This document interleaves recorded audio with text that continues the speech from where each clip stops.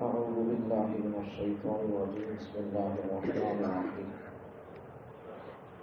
وإذ قال موسى لقومه يا قوم إنكم ظلمتم أنفسكم باتخاذكم العجل فتوبوا إلى بارئكم فاقتلوا أنفسكم ذلكم خير لكم عند بارئكم فتاب عليكم إنه هو التواب الرحيم وَإِذْ قَالَ مُوسَىٰ اور جب موسیٰ علیہ السلام نے کہا، کس سے کہا؟ لِقَوْمِهِ اپنی قوم سے کہا. کیا کہا؟ یا قومی اے میری قوم، انکم ظلمتم بے شک تم اپنے آپ پر ظلم کر رہے ہو، تم نے اپنے آپ پر ظلم کیا. انکم ظلمتم انفسکم تم نے اپنی جانوں پر ظلم کیا. کس طرح ظلم کیا؟ باتخاذکم العجل بچڑے کو، گائے کے بچے کو معبود بنا کر، خدا بنا کر تم نے اپنے آپ پر ظلم کیا. اب کرنا کیا؟ بچڑے کو خدا بنا لیے، اب کرنا کیا؟ فتوبوا الی بارئکم تم سب توبہ کرو تمہارے پیدا کرنے والے رب کے سامنے. فاقتلوا انفسکم صرف توبہ کرنا کافی نہیں ہے، اپنے آپ کو قتل کر ڈالنا یہ توبہ تمہاری. فاقتلوا انفسکم تم اپنے آپ کو قتل کر ڈالو.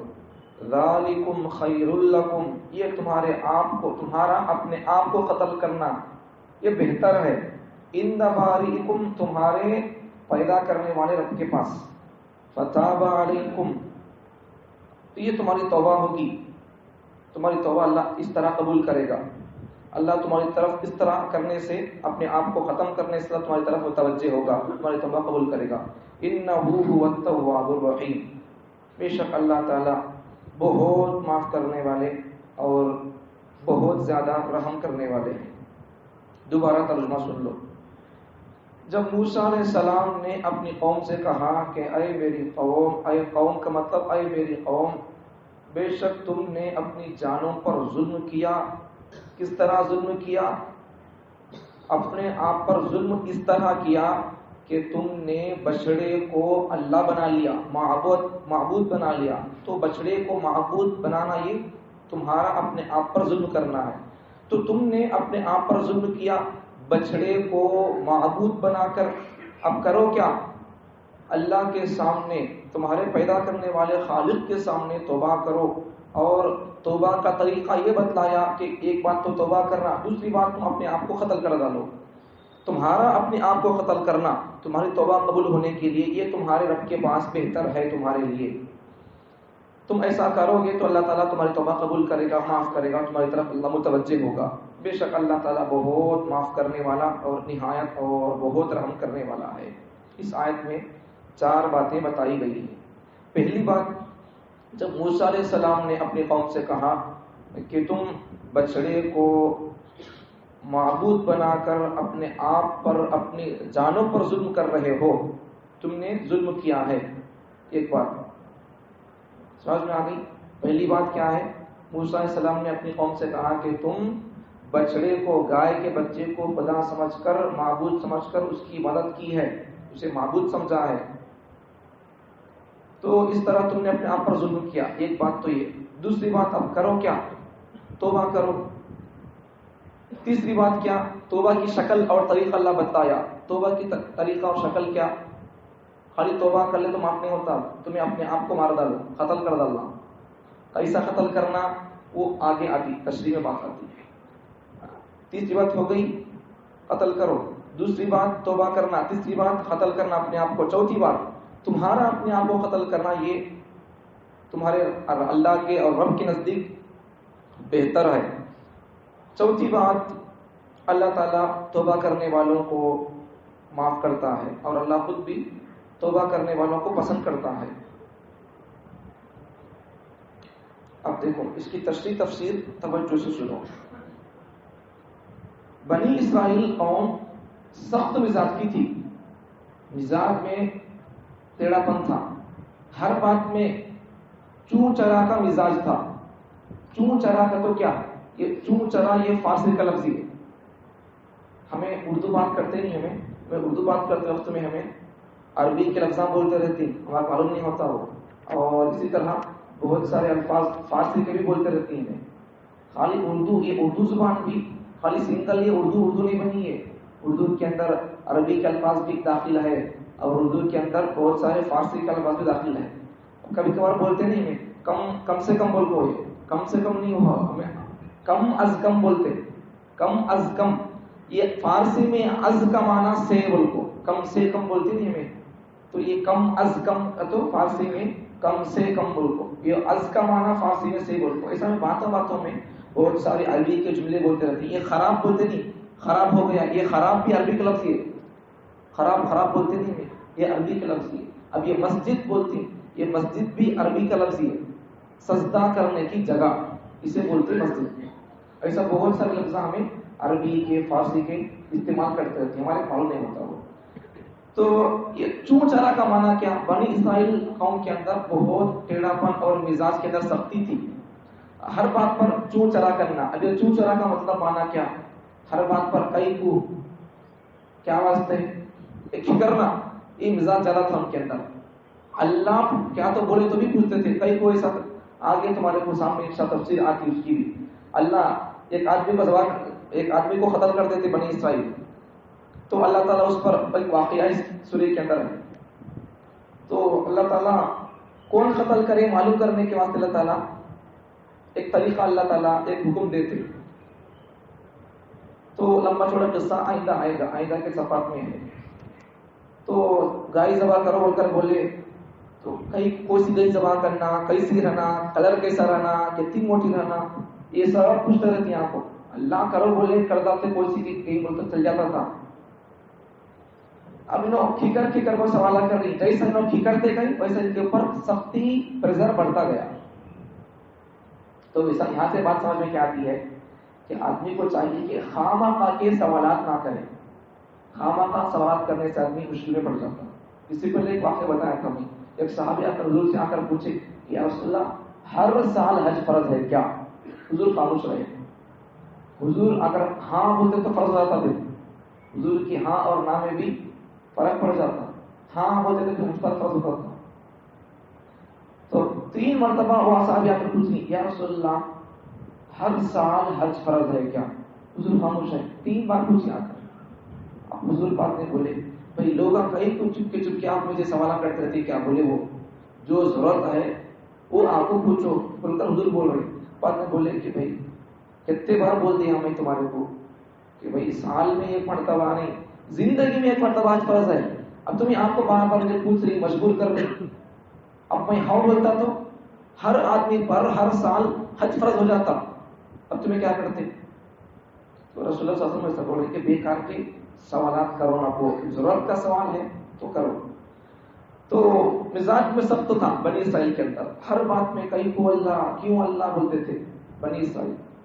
تو اس لیے ان کے قانون بھی اس وقت کے شریعت کے قانون بھی بہت سخت تھے. اب ہماری شریعت میں حضور صلی اللہ علیہ وسلم کی شریعت میں قانون کیا؟ زکوٰۃ کا 40واں حصہ دینا. 100 روپے میں سے 8 روپے دینا. 40 روپے ہے تو اس میں سے 1 روپیہ. تو بنی اسرائیل کے لیے ایسا نہیں تھا.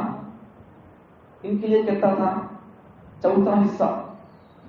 100 روپے ہے بولے تو 40 روپے ہے بولے تو اسے 40واں سے دینا پڑتا تھا.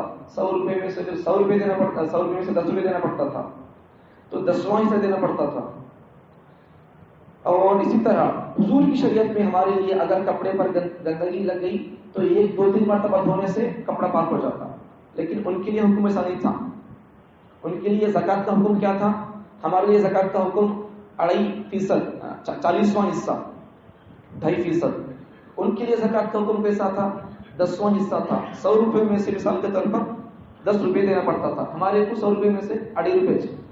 تو ایسا تو ہمارے لیے پاکی صفائی کا حکم کیا ہے حضور کی شریعت میں؟ کپڑے پر گندگی لگ گئی تو 1-2-3 مرتبہ اسے دھو لیے تو پاک ہو جاتا.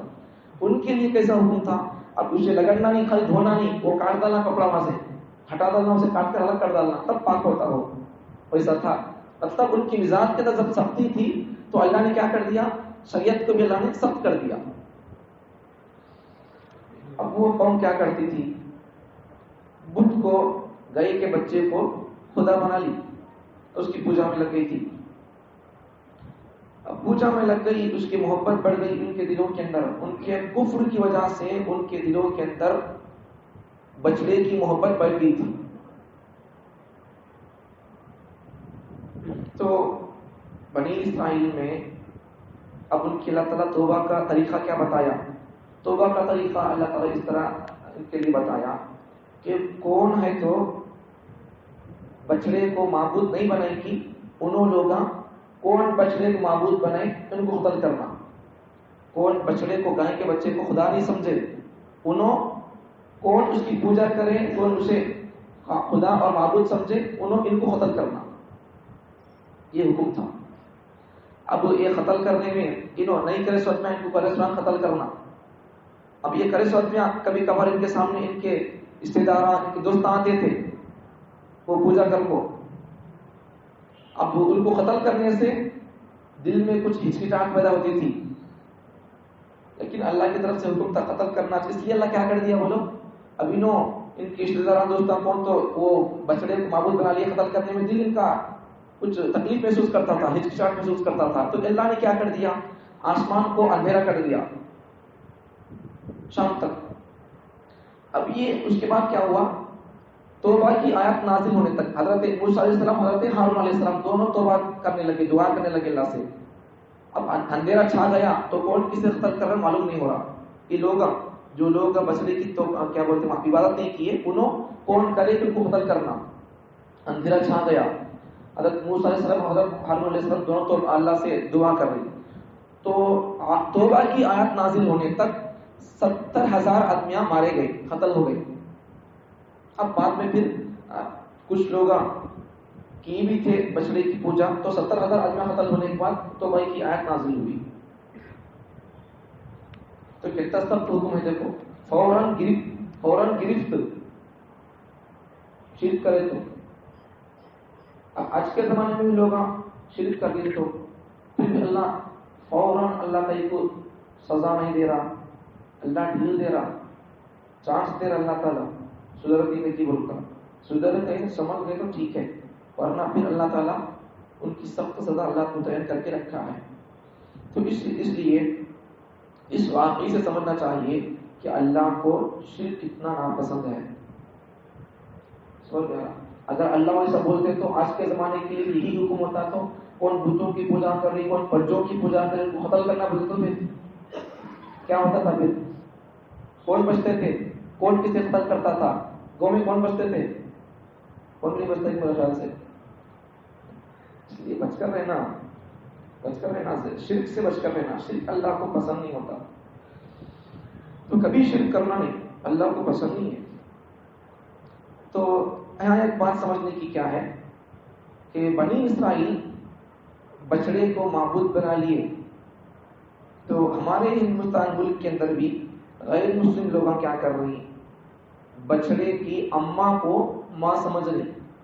بنی اسرائیل کے دلوں کے اندر کیا تھا، ان کے کفر کی نحوست کی وجہ سے بچڑے کی محبت دل میں بیٹھ گئی تھی. اب ہمارے ہندوستان کے اندر رہنے والے غیر مسلم ہندو لوگوں کا خیال اور ان کے دلوں کے اندر بچڑے کی ماں کی محبت ہے. ہم ایک تعجب اور ایک افسوس کی بات ہے، غیر مسلم اور ہندو لوگ گائے کو تو ماں سمجھ کو پوجا کرتی، ماں تسلیم کرتی اسے. بیل کو ایک باپ نہیں سمجھتے، اسے باپ سمجھو، اس کی پوجا کرو، اسے باپ بولنے کو کرو. عقل کہاں انسانوں کی لگتی دیکھو. تو یہ عقل کا ٹھوکر ہے یہ. تو ہمارے مسلمان ابھی کون سے کم ہے بولو، انہوں تو جاندار چیزوں کو تو یہ کر رہی، پوجا کر رہی. مسلمان بے جان چیزوں کو اپنے ہاتھوں سے تراش کر بنا کر اس کی پوجا کر رہی. غیر مسلموں سے بھی، بنی اسرائیل سے بھی مسلمان گئے گزرے ہو گئے، ان سے بھی بدترین ہو گئے، بدتر نہیں بدترین ہو گئے. انہوں تو کم سے کم جاندار چیز کی پوجا کر رہی، مسلمان اپنے ہاتھوں سے بنا کر ان کی پوجا کرو. اتنی بڑی افسوس کی بات ہے. مسلمان جب مطلب کیا، غیر مسلموں کے پاس جتنی عقل ہے مسلمانوں کو اتنی بھی عقل نہیں ہے. بول کو یہ مطلب اس کا سمجھ میں آ گیا، بتاس نہیں ہے وہ مطلب اس کا. انہوں نے دیکھو جاندار کی پوجا کر رہے، مسلمان بے جان چیزوں کو اپنے ہاتھوں سے تراش کر پوجا کر رہے. اب مطلب کیا نکلتا, نتیجہ رزلٹ کیا نکلتا؟ اب ہمارے سے بھی انہوں بہتر ہے, اس لیے کہ انہوں تو کم سے کم جاندار کی پوجا کر رہی, ہمیں بے جان چیزوں کی پوجا کر رہی, جبکہ وہ جاندار چیز ان کو نہ فائدہ پہنچا سکتی ہے نہ نقصان پہنچا سکتی ہے. اب وہ جاندار چیز رہ کر بھی گائیں ان کو فائدہ پہنچا سکتی نہیں, نقصان پہنچا سکتی, تو ہمیں پنجوں کی, بتوں کی, پتھروں کی پوجا کرتے رہے تو ہماری کو یہ بے جان چیز کیسا فائدہ پہنچائے گی, کیسا نقصان پہنچائے گی؟ تو مسلمانوں کے اب تک عقیدے برابر نہیں ہوئے. سمجھ میں آ رہی بات؟ اپنے عورتوں کو سمجھاؤ عقیدے کیا ہے, سناؤ سمجھاؤ. عقیدوں میں اب تک مسلمان برابر ڈھنگ سے بھی عقیدوں پر ایمان پر پکے نہیں ہے. کیا خاک عمل کریں گے؟ ایمان برابر ہے تو عمل قبول ہوں گے, ایمان اس برابر نہیں, عقیدت برابر نہیں, تو پھر عمل کیا قبول ہوں گے؟ تو عورتوں کو عقیدے ایمان سمجھاؤ, یہ سب چیزیں ہماری ذمہ داری ہوتی ہے سمجھانا ان کو. تو اس طرح یہ سب چیزیں ہوتی تھی, اس لیے شرک سے بچ کر رہنا, ورنہ شرک کی اللہ تعالیٰ پکڑ, اللہ چھوڑتا نہیں ان کو, اللہ پکڑ کرے گا, اللہ ڈیل دے رہا ہے. تو اگر ہمیں سدھر گئے, سمجھ گئے تو پھر کوئی بات نہیں, ورنہ پھر اللہ تعالیٰ کی طرف سے کوئی آدمی بچ نہیں سکتا. اس لیے قرآن کو سمجھو, قرآن کو پڑھو. کتنے مسلمان ہیں جن کو قرآن پڑھنا ہی نہیں آتا, کل بلانے میں. اگر پوری ہندوستان کی پبلک کو دیکھیں گے, تقریباً 135 کروڑ ہوگی, ان میں سے مسلمان 10 کروڑ کو نکال ڈال کے دیکھیں گے تو مسلمان کم از کم بولے تو بھی 25 کروڑ رہیں گے. اب 25 کروڑ مسلمانوں میں سے بھی 10 کروڑ مسلمان بھی قرآن کو سنتے, سمجھتے, پڑھتے اور قرآن کے پیغام کو غیر مسلموں تک پہنچاتے, تو پھر ہمارے ہندوستان کا حال اور نقشہ ہی کچھ اور ہوتا. ہم خود سمجھے نہیں, ان کو کیا سمجھاتی ہیں؟ سمجھ جا رہی بات؟ تو ہم خود سمجھنا, کل بتایا نہیں قرآن کے حقوق کے بارے میں, تلاوت کرنا, قرآن کے مطلب معنی سمجھنا, قرآن سے نصیحت اور ہدایت حاصل کرنا, قرآن پر عمل کرنا اور قرآن کو دوسروں تک پہنچانا. ان 5 کاموں میں سے میں کون سے کام کر رہی, کتنے کام کر رہی؟ میں کر لے وہ کام سب بھی, تمہیں کیا کرنے بولو, سب پر ذمہ داری ہے قرآن. تو اتنا بڑا لکھپتی رہتے, مالدار رہتے, مسلمان اس تو پھر اس کے اوپر سے یہ 5 حقوق معاف نہیں ہوتے. ان 5 حقوق ادا کرنا پڑتا ہو, قرآن کی تلاوت کرنا, قرآن کے معنی مطالب سمجھنا, اس کی ہدایت اور اس کی نصیحتوں پر عمل کرنا, اس سے نصیحت حاصل کرنا, اس پر احکامات پر عمل کرنا, اور اس قرآن کے احکامات اور اس کے اندر ہے سو پیغامات کو دوسروں تک پہنچانا. یہ سب چیزیں کب ہوتے؟ ہمیں سن رہی, سیکھ رہی, سمجھ رہی, پڑھ رہی, عمل کر رہی, تو تب جا کر دوسروں کو بولنے کا موقع رہتا. سمجھ رہے؟ تو یہ سب چیزیں سیکھنا, پڑھنے, سننے, سمجھنے کی, ایک کام کرنے کے لیے ایک کرنے کے کام کرنے کی کوشش کرو. اللہ تعالیٰ مجھے اور آپ کو قرآن کو سننے, سمجھنے کی اور اس پر عمل کرنے کی, دوسروں تک پہنچانے کی, اللہ کے پیغام کو غیر مسلموں تک قرآن کے پیغام کو سب پہنچانے کی توفیق عطا فرمائے. اور زندگی میں کسی بھی دن, کسی بھی ایک لمحے کے لیے بھی شرک کے اندر مبتلا ہونے سے اللہ پوری امت مسلمہ کی حفاظت فرمائے.